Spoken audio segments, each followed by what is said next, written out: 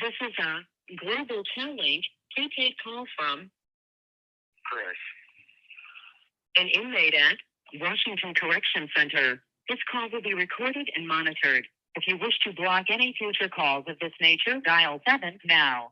To hear the cost of this call, press 8 now. To accept this call, press 5 now. To decline this call, hang up. Thank you. Hello. Hi, everybody. Thanks for joining us. Wonderful to see you here. As you might have just heard, we've got Chris Blackwell connecting to us from Washington, and it sounds like he's on here with Dave, which is great. And I think we're waiting for Stevie Wilson to call in and get connected with us. And so, you know, looks like we've got a good amount of people in the meeting. In just a few minutes, or just maybe 1 minute, I will get started and give us a little introduction, and hopefully during that time, you know, maybe we'll be able to get Stevie and we'll go from there. So thanks so much for joining us.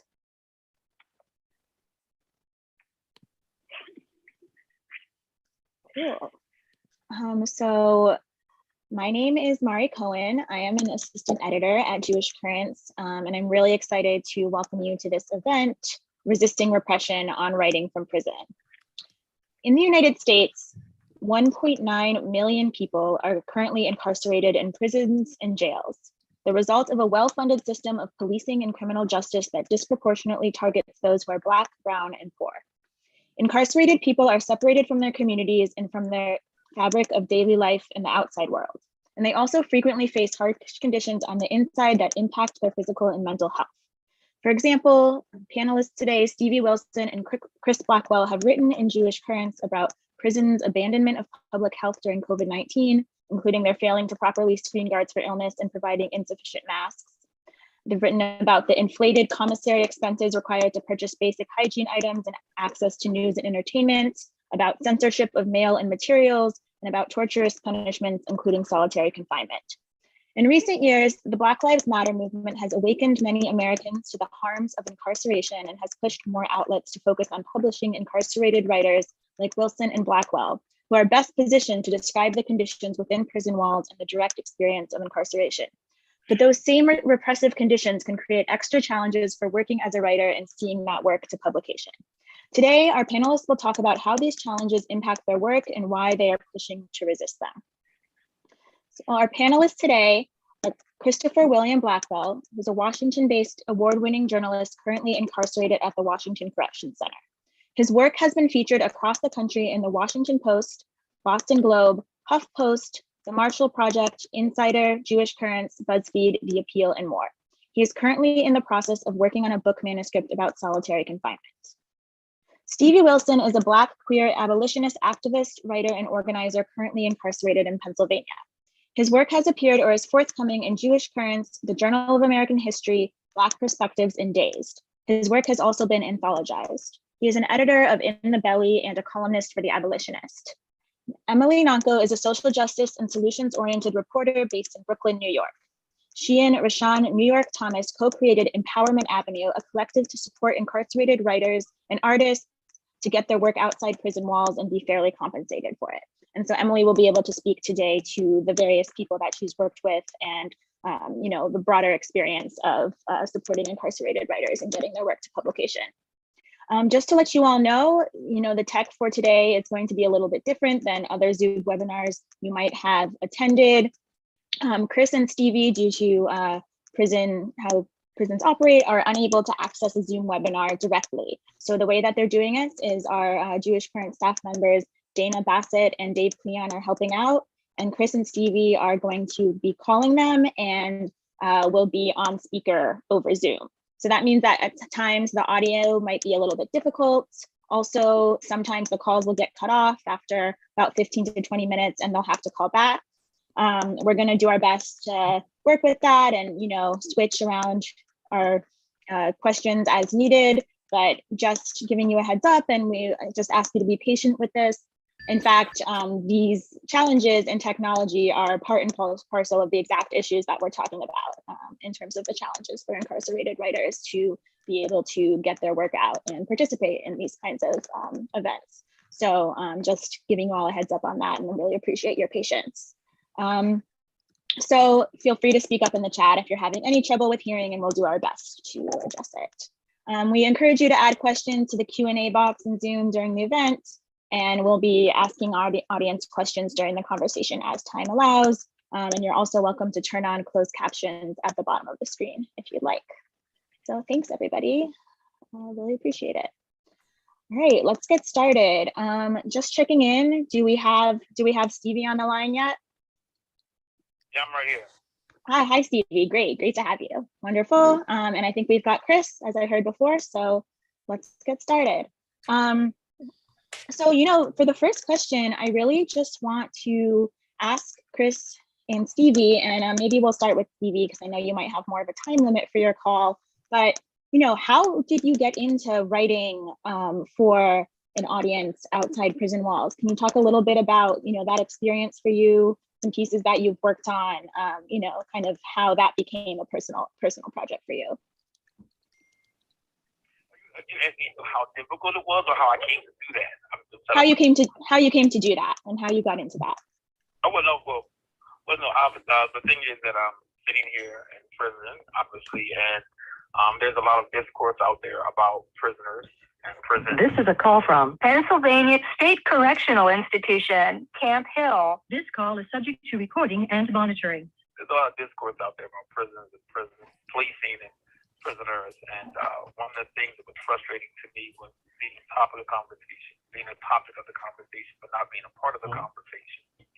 And so my motivation initially was that I felt that voices of incarcerated people need to be heard. We are closest to the problem, so we're closest to the solution. So oftentimes it's happening that people are talking about us, but they're not talking with us in conversation with us to understand what's actually happening here inside.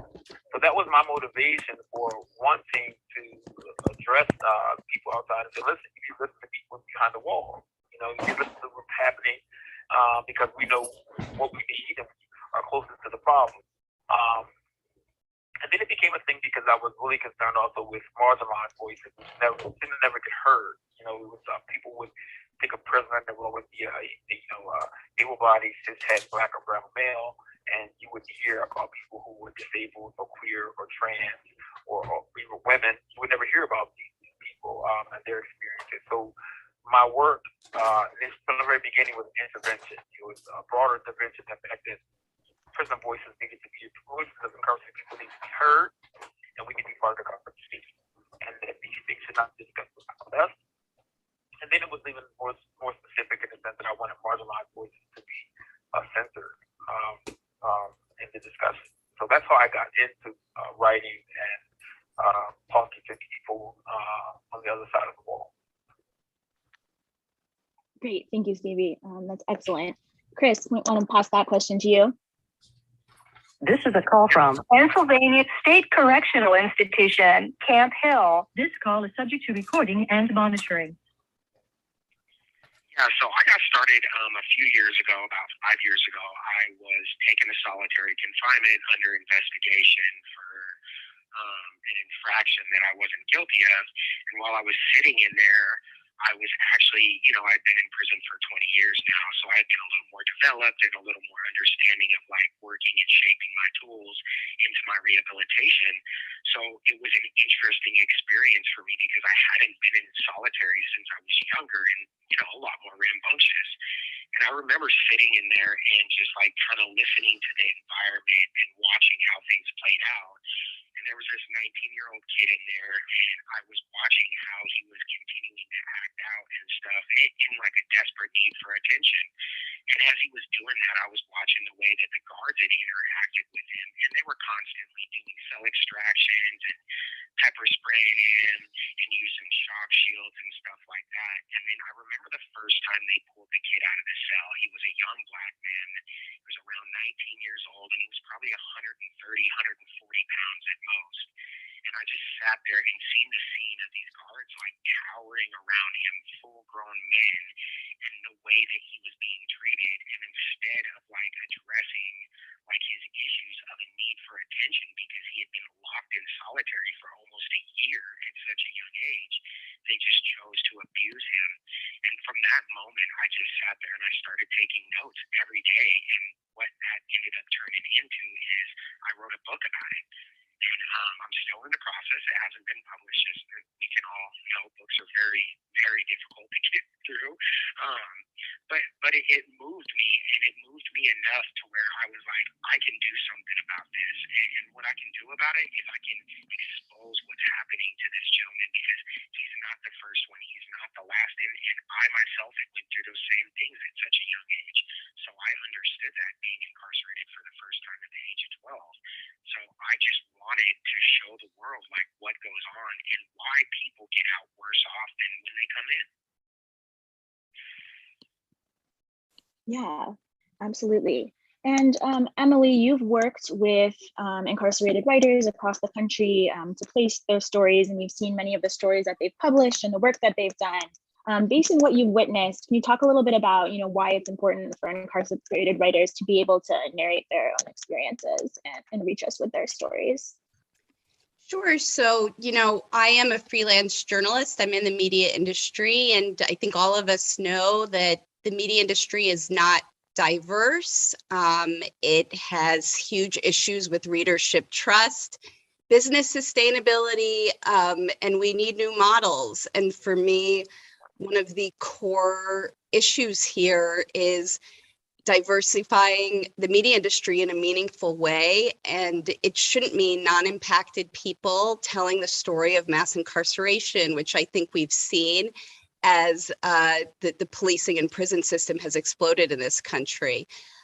So it really was kind of a question with me and my friend Rasan New York Thomas. He is currently incarcerated at San Quentin State Prison. And he's really the visionary here. Ideally, he's speaking here and not me. But his vision was, let's get the work outside the walls. Really, the issue was lack of internet or email access. And the other idea was, let's really advocate for who should be telling these stories, and who should be leading sort of all of this, the diverse storytelling that's really blocked off from the public by prison walls. The other quick thing I'll say is that every single thing we face in our society now, pandemic, climate change, mental health issues, those are exacerbated inside prison. Every single issue is exacerbated and shielded from the public. So there's a huge issue that we're not telling these stories, that we're not centering the storytellers inside prison, because these are stories that belong to all of us and we should all be accountable to. Absolutely, thank you. And I'll note that Stevie and Chris have written some great pieces for Jewish Currents about some of these issues, about experiencing pandemic public health measures and their problems in prison, as well as Chris has one for us about experiencing a heat wave in prison last summer and the effects of climate change. And so those are definitely pieces to check out for more on that. I'll go back to Stevie next. One thing that I'd like to ask about, since we're talking about some of the difficulties in the process of getting work out there, I'm wondering if you could tell us a little bit about what the process of writing and reporting, if applicable, a recent piece was like for you. Can you kind of take us through that a bit? What tools are available to you, and how do limits in technology and restrictions on communication affect your work when you're looking to get some writing out? Well, I'm going to tell you that from prison to prison, things are very different. The conditions are different. When I first began writing, I was at SCI Smithville. I was transferred to SCI Fayette, and then I'm at SCI Camp Hill. And all three of them are different conditions. We have in Pennsylvania, you have email access through Connect Network. And so usually my own writing process is that I actually speak with, I have study groups here. We have a number of study groups here trying to talk things through with the people, right? And we tend to discuss whatever the issue is with our different groups. And then we put together a rough draft, what I'm doing. And that's like something 3 or 4 rough drafts physically on paper. And then I finally get to put it on email, in the email, right? And this is the funny part, because my version in the email is not the final version usually, right? And so it either goes, it gets edited, and then and then there's a final version that comes out, right? And what I find is so amazing here, absurd, is that oftentimes I can't get my own final copy because of the prison that I'm in, right? So like at the prison I'm in now, is saying I'm not actually allowed to receive my own published work, you know?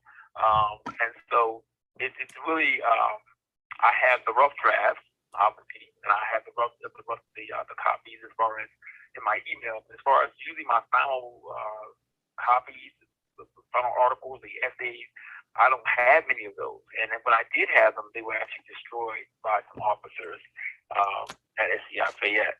And this goes back to, it's not only is it hard for us to get stuff out there, but even when things are out there, it's hard for us to get them inside the prison, to get information inside, even if it's your own work inside the prison. It's very hard.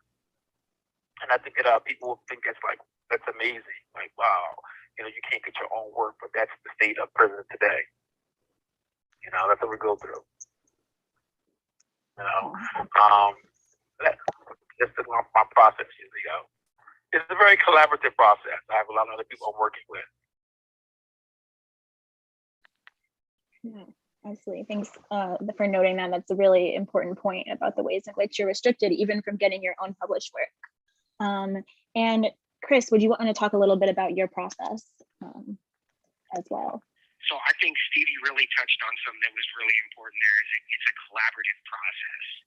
I think the work that we do it's virtually impossible to get done without our support networks, and that's what makes it so hard to get voices out there. Is to do this work, you need a very strong support network, and that's where places like Empowerment Avenue and Emily Nonco and people have become invaluable to the work that's getting out there throughout the previous last couple of years, because with them we've been able to get the resources and support we need to really get that message out there, because the technology is different. I talked to a good friend of mine, Jessica, and she told me one time that she was watching a TV show and there was a reporter on there, and she did all her stories on like a cell phone, like text style, and then like her and her other reporter friends, because they're all professional journalists, looked at each other and said that would be impossible. Like, no one could do that. And then she said, well, I thought of Chris. Like, Chris does this. This is exactly how he writes every single story.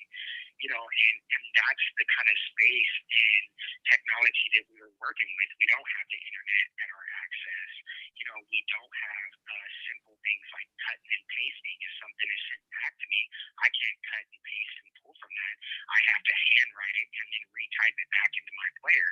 So just a simple thing like doing an editing process can take me 4 or 5 drafts of retyping completely text style from the very beginning.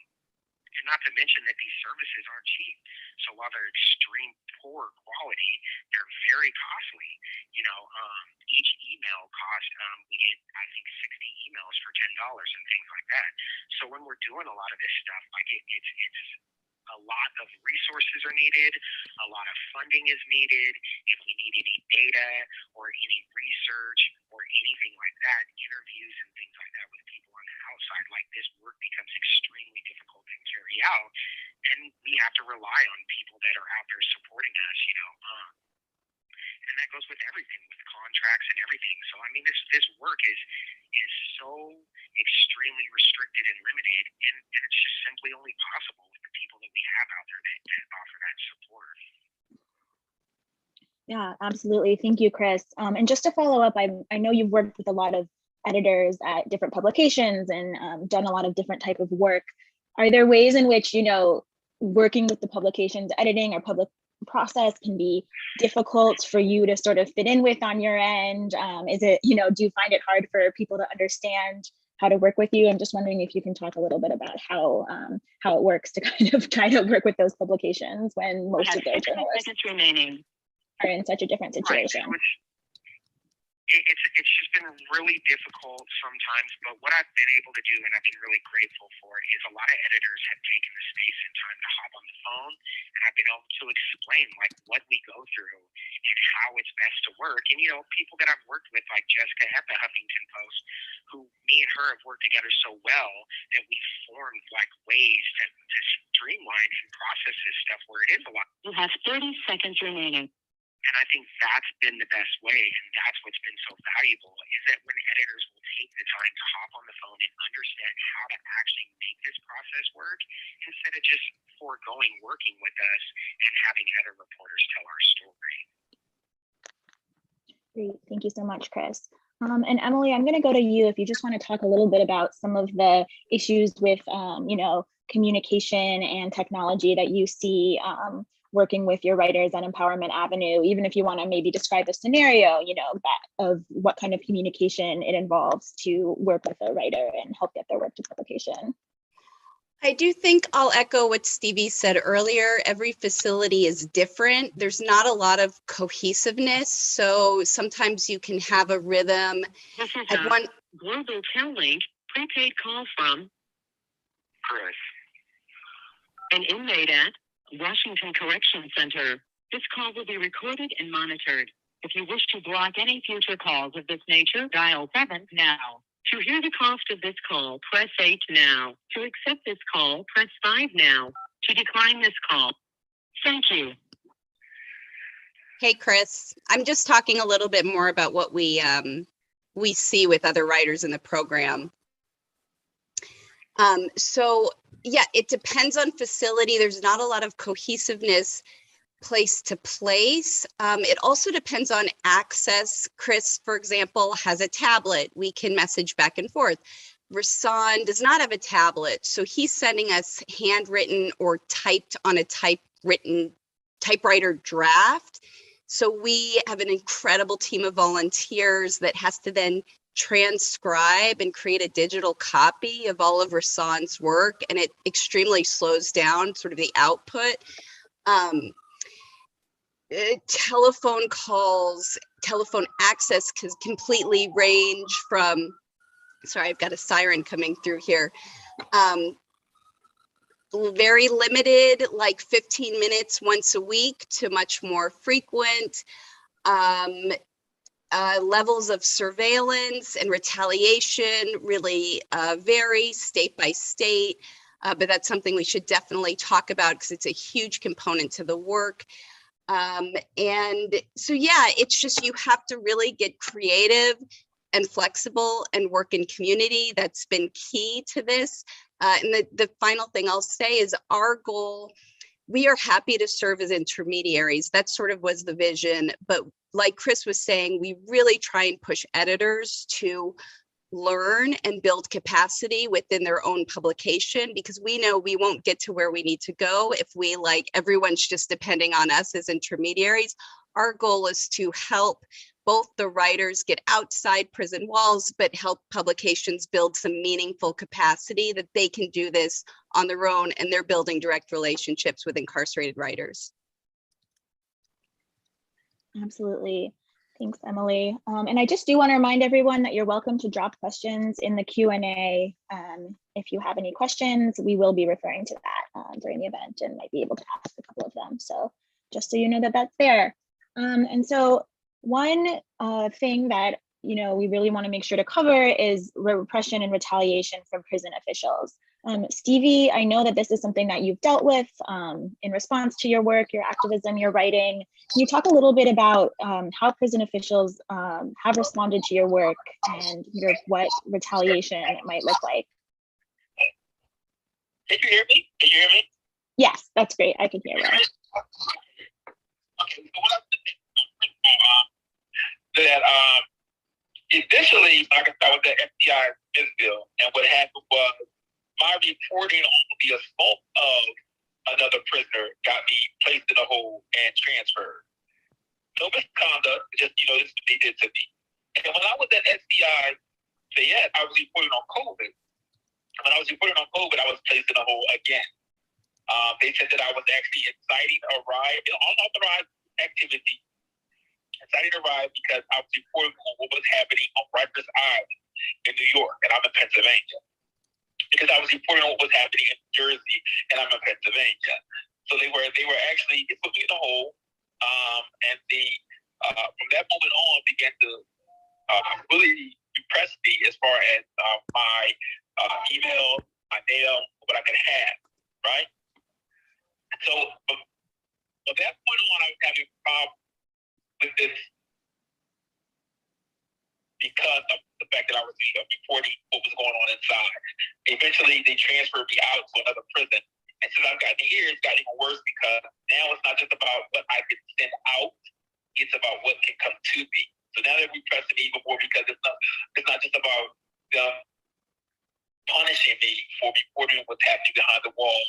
They're not allowing me to have information about what's happening on the other side of the wall. For example, I'm not able to get a newspaper. I can't even the New York Times or the news, the Inquirer here in Pennsylvania. They're not allowing me to do those things. I have magazine subscriptions, and it's very difficult to get them. So it's become a thing where censorship has been the go-to thing, where it's about not allowing me access to information because it becomes harder for me to report on what's happening and making the connection between what's going on in here and out there. So this has been quite an experience, quite an experience for me. Definitely 3 prisons and 3 years. Destruction of my property, all of my books, all of my written works, including 10 years of journals. Journaling was destroyed. It's been horrific. All because you're talking about what's happening besides. And on top of all that, the biggest thing, honestly, I want you to understand is that I'm still in prison. And I'm past my minimum. I'm past my minimum. So I'm away from my family, I'm away from my loved ones, and all that because I'm an organizer. That's why I'm still in prison. I'm pissed off because it's conduct or anything like that, but because they don't want to let me go because this guy is a troublemaker because he's talking about what's happening behind the wall. Okay? So it affects me and my family and my friends.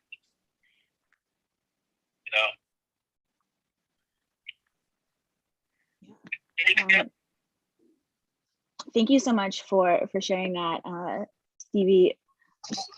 So what does it, obviously you're still here, you're still organizing, you're still, writing. So what is it, how do you figure out how to keep going in those situations? How have you, what kind of strength does that take? Or can you talk a little bit about, obviously you're persisting. It has to be something. It has to be done. It has to be done. I'm thinking about my situation, and I'm gonna tell you something. This is also why it's important to do political education and to study and connect struggles because I'm going through, right? I'm thinking back to like Robert G. Kelly Hammer and how 1930s Alabama, they were organizing. Black people were organizing. You know what I mean? Under those conditions, with life and death conditions. And if they can do that, I can do this. I'm thinking about what's happening around the world in many different places, and people are working to get the truth out and under life and death situations. If they can do that, I can do this. It has to be done, though, because if it's not done, then it's not going to get any better. It's not going to get any better. Right now, we have a problem where people really don't know what's happening behind the walls. They don't know. They think they know because of what the media puts out there, the mainstream media puts out there, but they really don't know what's happening.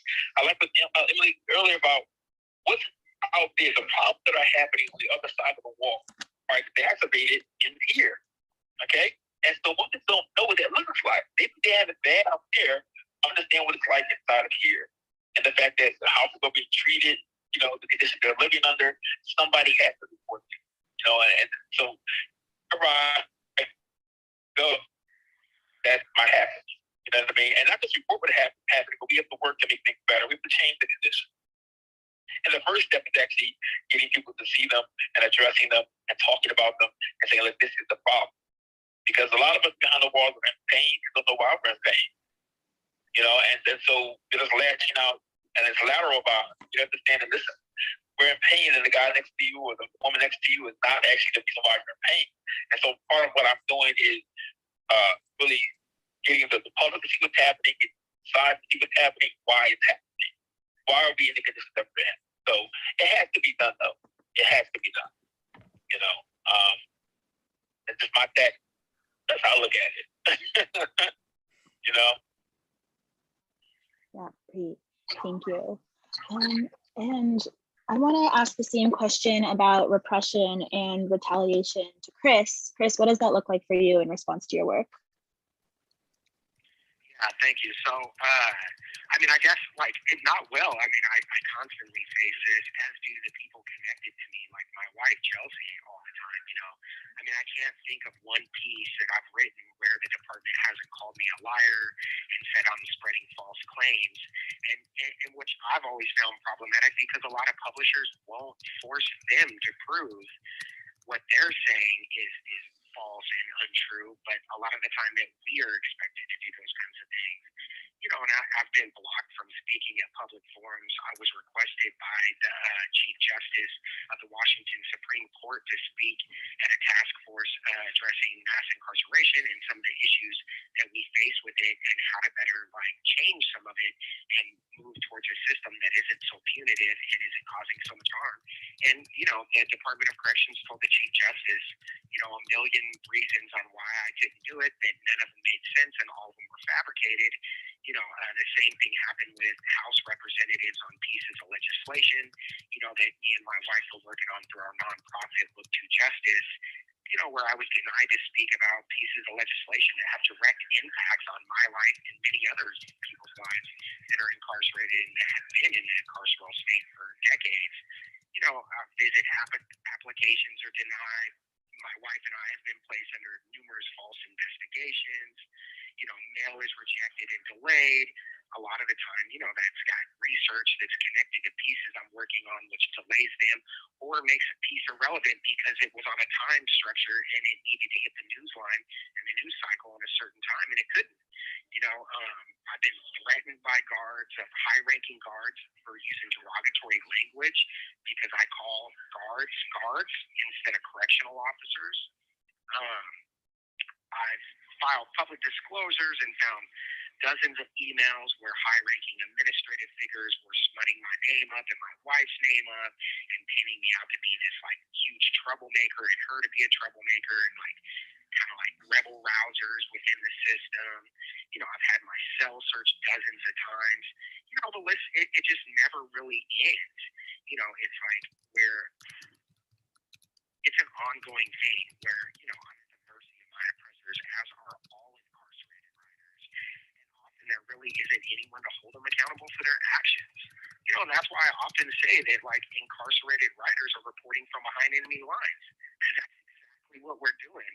Like, we're putting ourselves at risk to educate and show the public what's going on back here so we can try to work to change and mitigate some of that so we can release people back into communities in the right fashion so society's actually safer.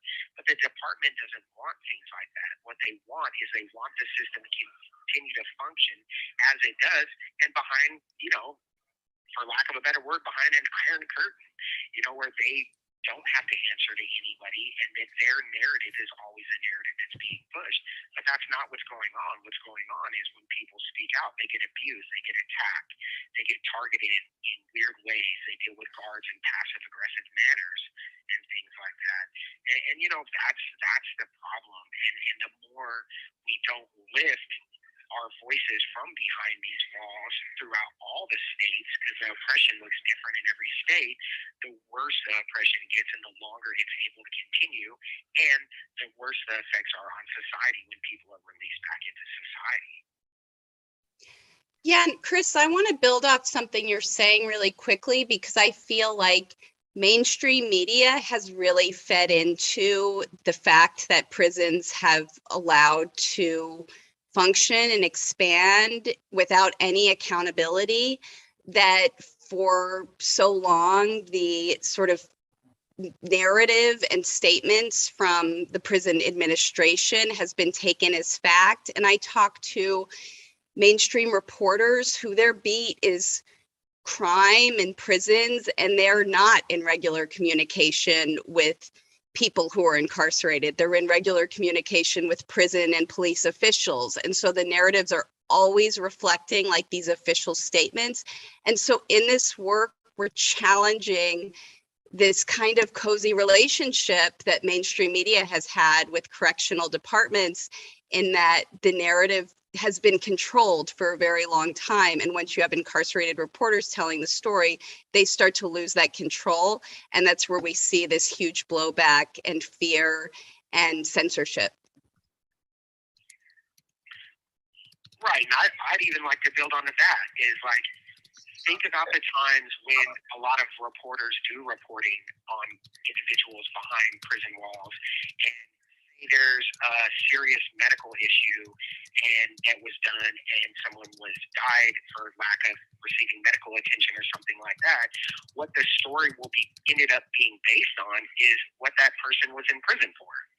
It will veer away from the harm that was caused or that was done to that individual as a human being, and will end up becoming this big story about, well, this person was in prison for this harm and he caused this serious harm out in the community. And while those things are important, and it is very important to have those things in the forefront and in the picture at times, like, it's not important that that is the only thing and that that is used as an end-all be-all cover-up for the harms and damages that take place to individuals on a daily basis. Just because someone caused harm at some point in their life doesn't mean that it's a free pass to continue to do whatever you want to them, and then any malpractice or something comes up that you later just fall back on that and say, oh, well, this person's in prison for causing this harm in the community, and things like that. I want to say something about that. I want to comment on that. You hear me? Go ahead. Yeah. Yeah, go ahead. You're great. I want to say, I think the problem is really on point with when it comes down to reporting about prisons and policing and things that happen, that people tend to take this it's always the police or the state's version. Okay, and that's what we see in the mainstream media. But the issue, like I said already, that we're trying to challenge that. But I think it's actually larger than that. I think the problem is that people think, for some reason, that you can't have contact with people, or you can't really deal with people in prison unless you go through the state. You understand what I'm saying? There's no way to believe that people don't believe in directly accessing us and talking to us. And so this has been one of the issues that we find, not only with reports as far as mainstream media, but also even organizing. And we find a lot of reform type of efforts where you find people trying to couple with the state to solve a problem instead of actually dealing with the people directly who are in prison, who are most impacted by the issue. And so I think that this is, it speaks not just to the fact of what mainstream media, no doubt there's a problem with mainstream media as far as every time that's happening, they take the DOC's press release or the police said this, and you're like, well, what about the other side of the story? You know what I mean? And they actually never try to talk to the other person and see what's happening. But I think the larger issue is that I try to say to people over and over again, you can get in touch with us inside. You can talk to us inside. And you need to make connections with us. And so even those who are having good faith are trying to, I think a lot of times they feel like they have to go to the state. And once you do that, that's where you're going to find the censorship. That's where you're going to find all the restrictions. You're going to find all these problems that pop up because the state doesn't want you to know what's really going on inside. I think I'm really trying to get people to understand that we can be in touch with each other. We can build relationships with each other. We can connect across the walls without the state. It's always going to be state mediated in the sense that we're on their phones and they're listening and surveillance and stuff like that. But you don't have to partner with the state or go to the state to get your sole source of information about what's happening. Come to us and ask us what's happening. You know what I mean? Connect with us. And I say this all the time. People say, look, if you're doing this work against the prison industrial complex, and you're not directly connected to someone inside, you are wrong. You need to be connected to someone inside. How else are you going to know what's really happening? All right, and then I'm thinking also about what Angela Davis talked about, seeing the people that you're organizing with or struggling alongside with as equal partners. If you don't see them as equal partners, you're actually, you're doing a service to your own efforts. You have to see different people as equals in this struggle. And if you're going to see us as equals in this struggle, then talk to us. Talk to us directly. So I think it's important. And it's not just an issue with the media, but it is a major issue with the media. But I think that organizing around prisons, period, I think people to become directly involved. If you want to do something, with people inside, you don't have to go to the state and deal to get that done. I'm pretty sure there's a way that you can actually get it done without using them, because if you go to them, they're going to restrict who can be involved. And I guarantee you, they're not going to let Stevie be involved, not going to let Chris be involved. That's what's going to happen. Okay? The people who actually just do stuff and amplify it, they're not going to let us be involved with the rap about. So I just think it's a larger issue. That's all. Stevie, it's Emily. You can't see me. I'm like nodding crazy because I'm really agreeing with everything you're saying. And I also want to just say, you know, if we have folks in the media industry here, like working in solidarity means thinking beyond like a byline here and there, or like pushing this work into the op-ed section and like not providing enough resources or time to meaningfully invest in this work. I think a lot of times in media, I see it as like, we'll give it a little attention and like check a diversity box, but like this has to be meaningful work. Publications need to deeply invest in what this work looks like, and exactly what Stevie is saying, like we have to be colleagues and organizers in solidarity with one another. And I'm gonna tell you right now, I can tell you this much. I worked with Jewish Currents with the article, and on another article. And the article that I did with them, I actually did in collaboration with another organizer inside.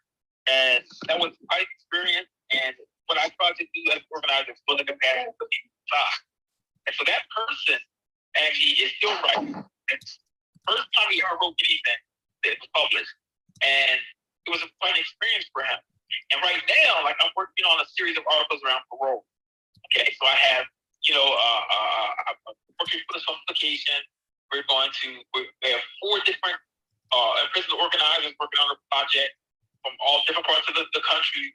And it's really collaborative. That's why I keep going back to the word collaborative. I think the people work in media can do, and I think it's really important. And this is in my thing this year, is that we have to not just, give a spot here, give a spot there, but actually, like it said, work in collaboration, providing resources, helping with the research, and helping to build the capacity of people inside to tell their own stories. That's really important. And so if we're going to do any type of service, this is what we should be doing. Listen, I gave you a slide, you could write something, but actually saying, like, how can we build the capacity of people inside to create their own media, to tell their own stories, to build their own skill set. And so that's what we're trying to do now. And I think really everyone in media that's concerned about going in that direction.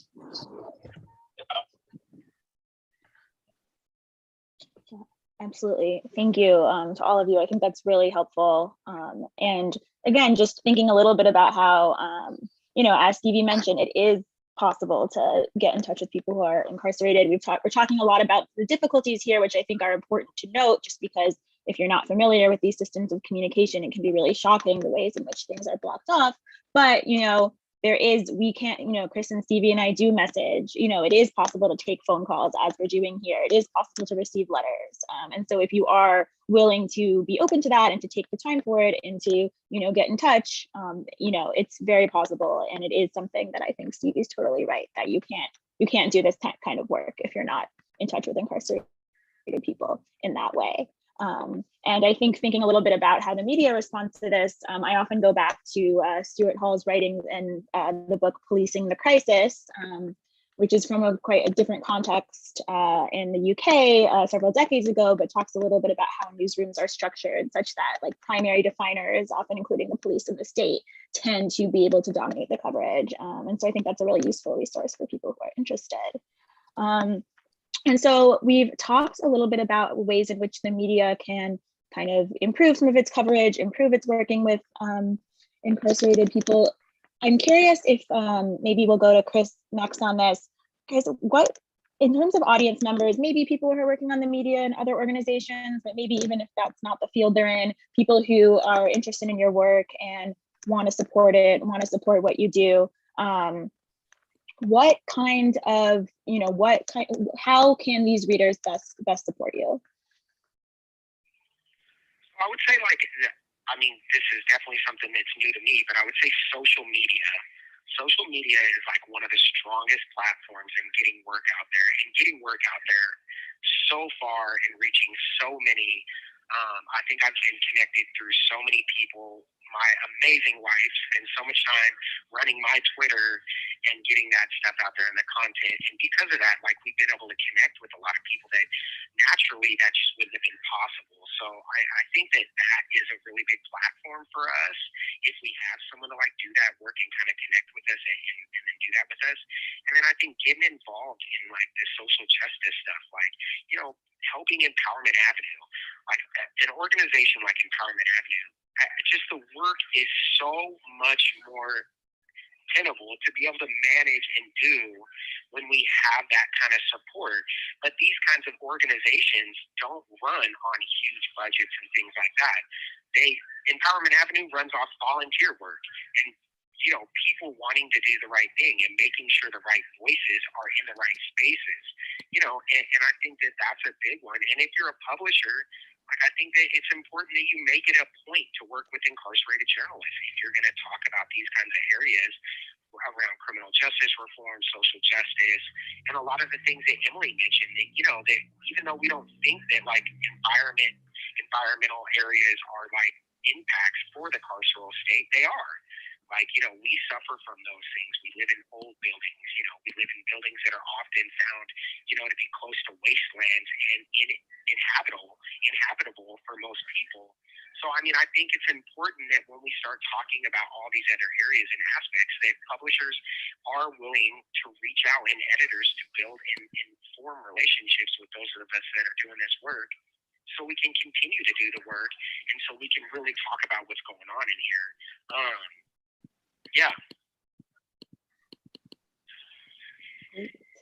Yeah, thank you, Chris. And I'm going to pass that question to Stevie in terms of what readers who are interested might be able to do to support you.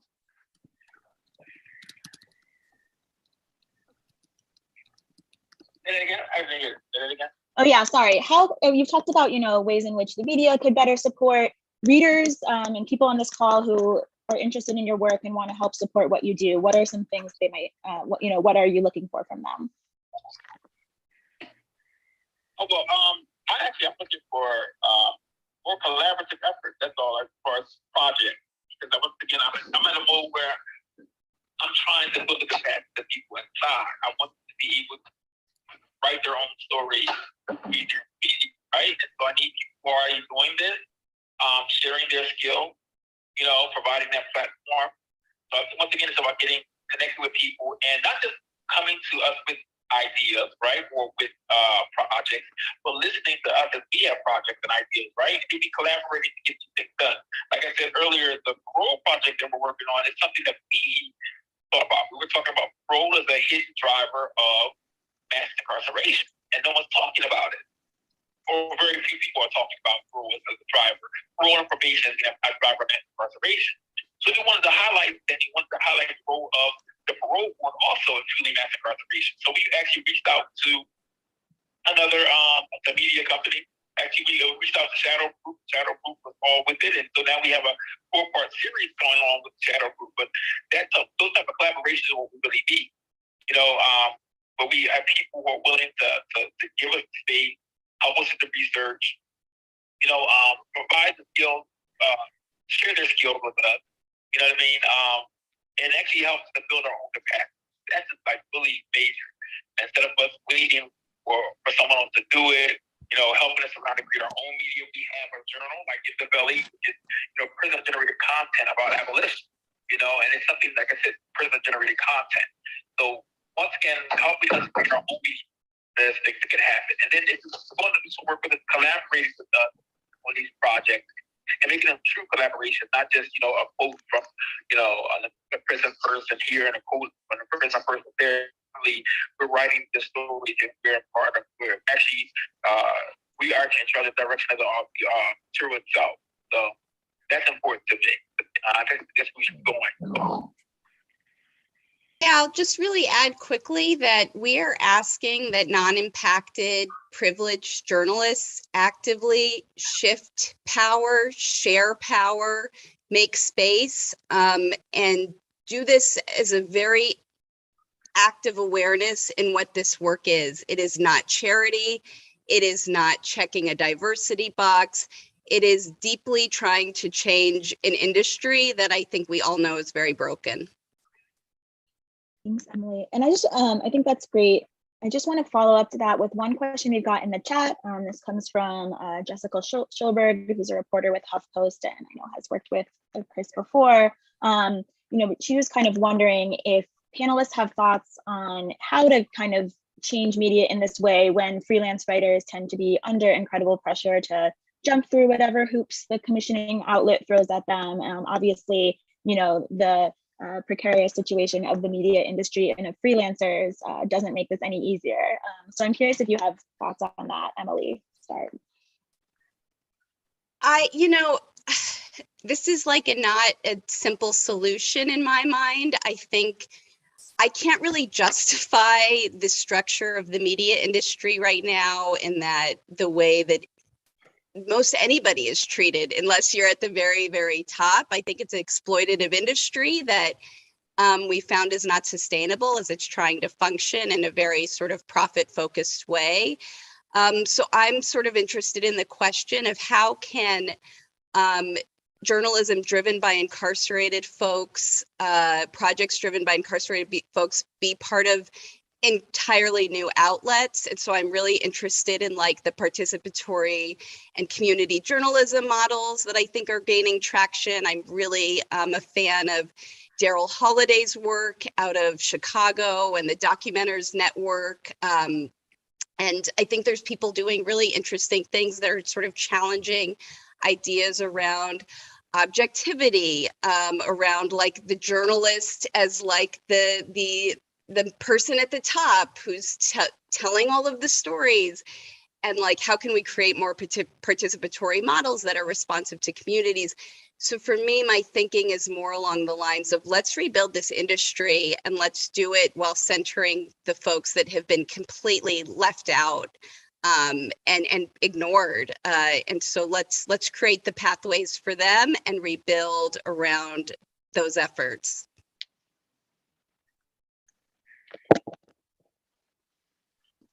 Thank you, Emily. That's very helpful. Yeah. I'm about to jump off the call. I'm about to jump off the call. They're about to put me up the call.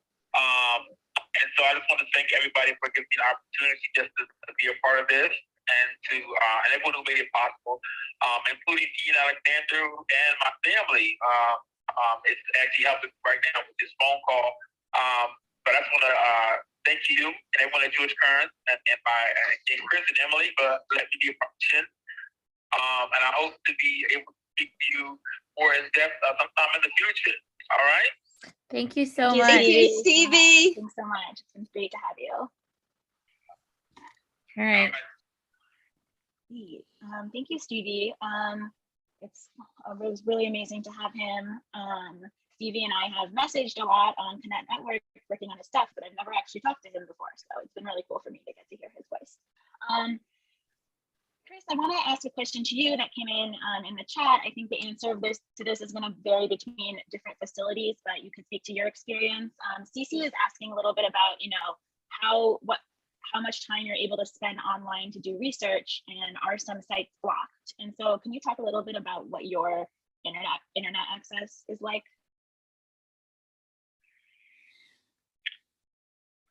Is that directed towards me, Dave? Yeah, that's to you. Oh, okay, it was a little hard to hear. So I think the question was like, what is my internet access like? Yes.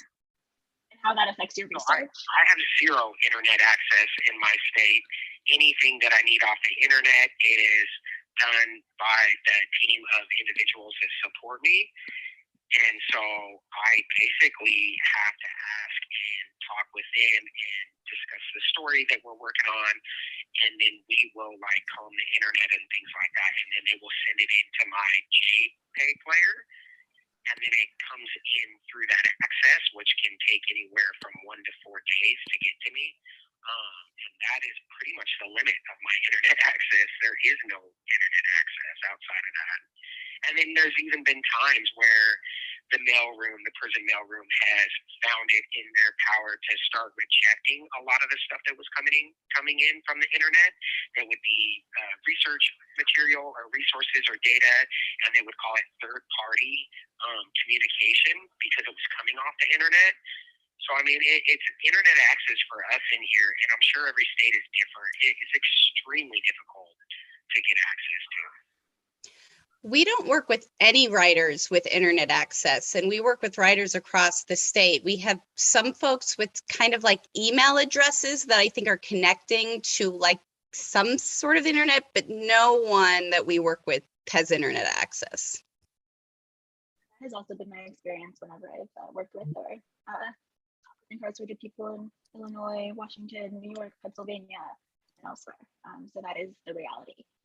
And a challenge there, I think publications don't realize is an incarcerated person cannot log on and like view your publication. They cannot view the stories that are published. They often, if you've been in for a long time, you don't realize the sort of what the online media landscape looks like. So there's a lot of hurdles just to getting someone up to speed with how to pitch, what the options are, and what that online media landscape has come to be. Yeah, absolutely. That's a really big challenge. I think we're at almost time to wrap up. Chris, I don't know if there's any kind of final word or anything else that you want to mention that you didn't get a chance to, but I want to give you a chance for that before we finish.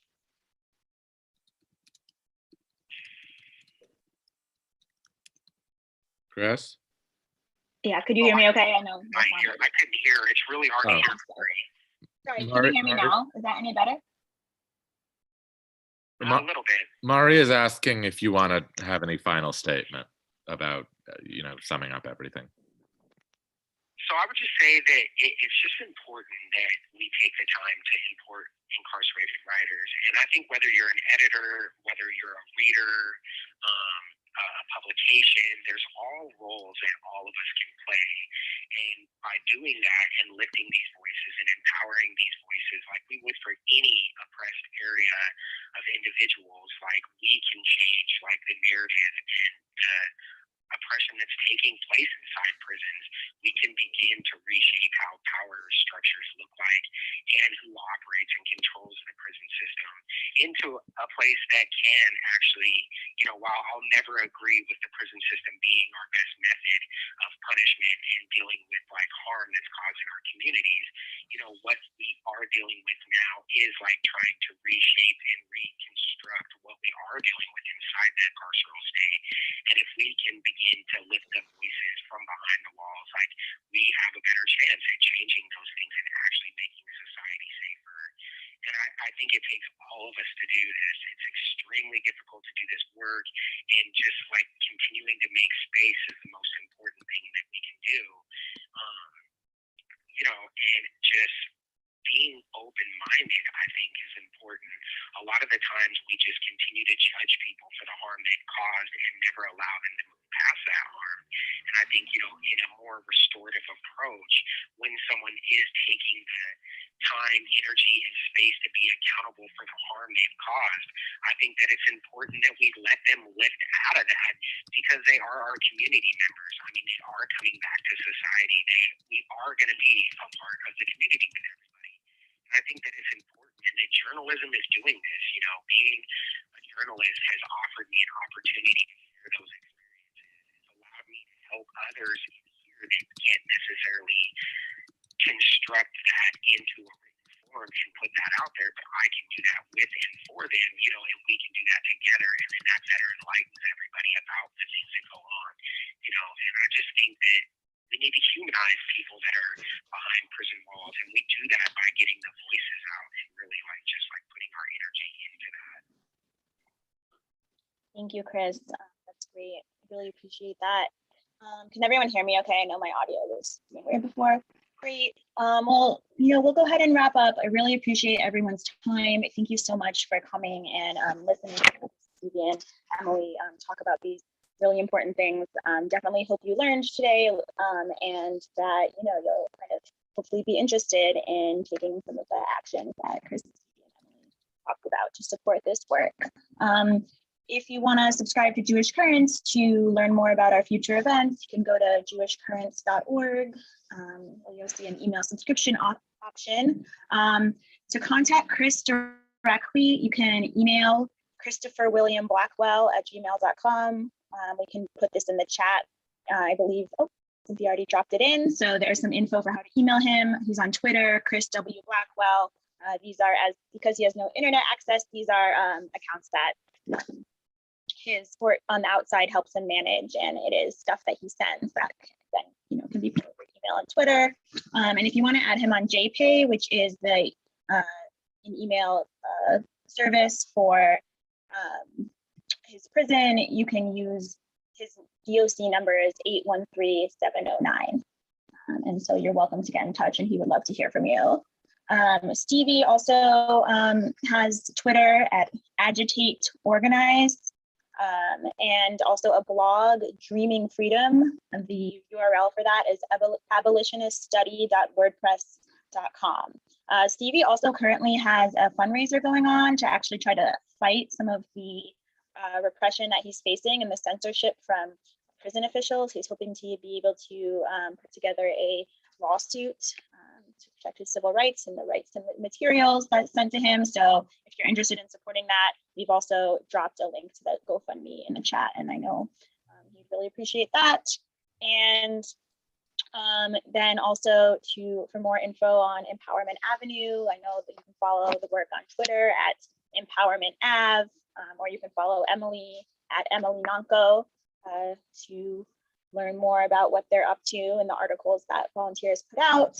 And I think it's also empowermentab.com. There's more information there. And finally, Jewish Currents does provide free subscriptions to incarcerated readers. So if there's somebody that you know that is incarcerated and might want a subscription, you can send their information to info@jewishcurrents.org.